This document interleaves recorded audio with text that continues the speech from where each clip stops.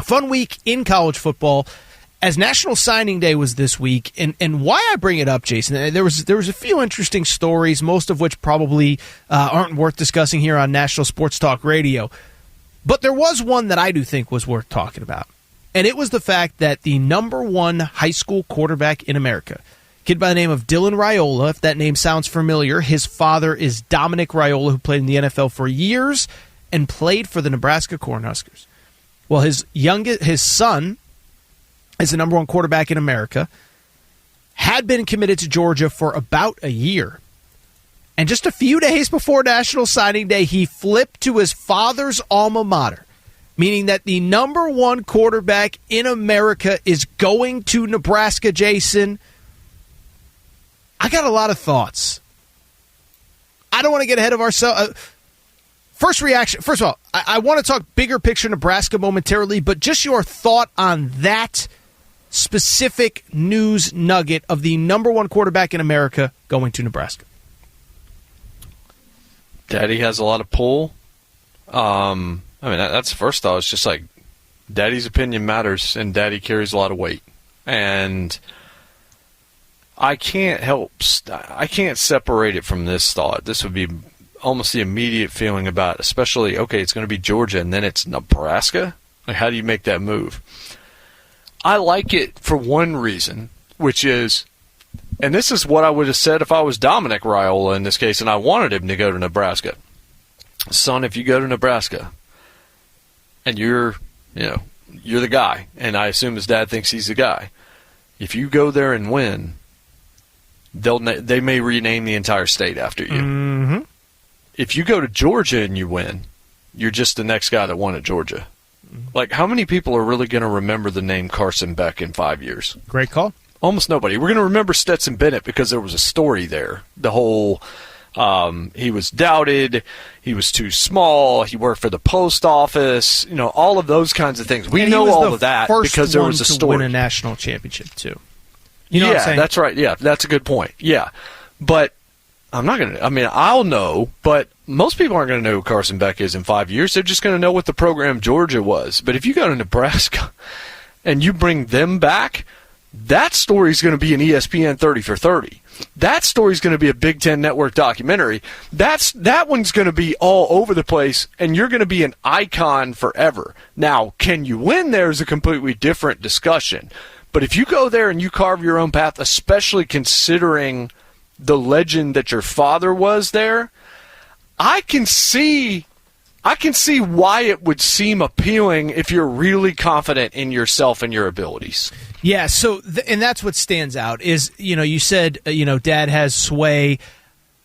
It feels to me like Dad was mostly hands-off because obviously the kid wasn't committed to, and the crazy thing is just reading stuff and hearing stuff is that, this was a kid that, listen, he's been to campus a ton of times, and there's been 2 or 3 times where Nebraska fans were hoping this was the moment where he ended up, signing with Nebraska or committing to Nebraska or whatever, and it just wasn't right. It was the Scott Frost era. It was the early Matt Rule era. But I think it was a combination of a bunch of different things, one of which being the program is sort of going in the right direction with Matt Rule.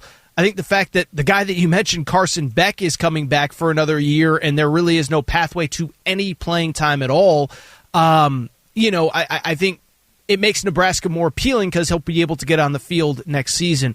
Just bigger picture, we're going to a 12-team playoff era.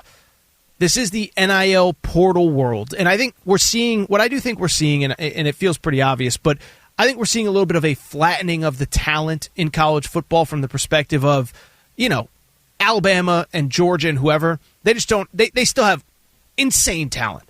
But I think Georgia's lost 18 players to the portal or something. And those are all guys that weren't going to play next year anyway. But it does impact depth. And those are 5 stars that are going somewhere else. And so I just bring it up, Jason, to say, I think this is the first step. I certainly think Nebraska is on the right trajectory. I don't know if it can happen fast enough where if this guy is if he is that good, and he's a 3 and done, can they get into the 12-team playoff picture in the 3 years that he's there? I think it's going to be tough just because to build an entire roster. But I just bring it up because I do believe that I think Nebraska's a program, and Nebraska fans, if you're listening, I hate to say it, but it's the truth. I think there's a lot of people that have said that's the one that they're really going to have trouble ever getting back to where they were. And I don't think they'll ever get back to 3 national championships in 4 years, because I'll be honest, and by the way, for people who don't know, they won 3 national championships in 4 years in the 90s. I don't think they're going to get back to that level, because I don't know that anybody is going to be able to win 3 championships in 4 years in a 12-team playoff era. But I do wonder, in this portal world, this NIL world, as you said, that is a state that loves their Cornhuskers. I do wonder if this is the first step towards maybe they get back to something resembling what they once were, because it's been a while, Jason. Yeah, I also think there is... I think the other thing that it signals is, again, it's going to be harder for a lot of these bigger schools to generate the level of depth that they're used to. Like, if I'm a 5-star quarterback and I'm the number 1 player, but I'm not going to play next year, why would I go to your school? Not when there's NIL money elsewhere and where I can make a name for myself elsewhere. I think the waiting for your turn stuff, that's going to be the stuff we see disintegrate in this new era, because there's too much money and there's too much space and there's too much opportunity elsewhere for you to sit at Alabama for 3 years and then start as a senior. Like, that's just, I don't think we're going to see as much of that, if that makes sense. No, I agree 100%. I agree 100%. And again, I think that's part of it is there was a pathway to get on the field next year. Right. And I'll just tell you, I'm excited, Jason. We'll wrap on this because I want to get to some other stuff here to close out the hour. But, man, like, if I'm excited to see what Nebraska could potentially be with this kid to build around, right? With this kid to sell portal players this winter, the next recruiting class.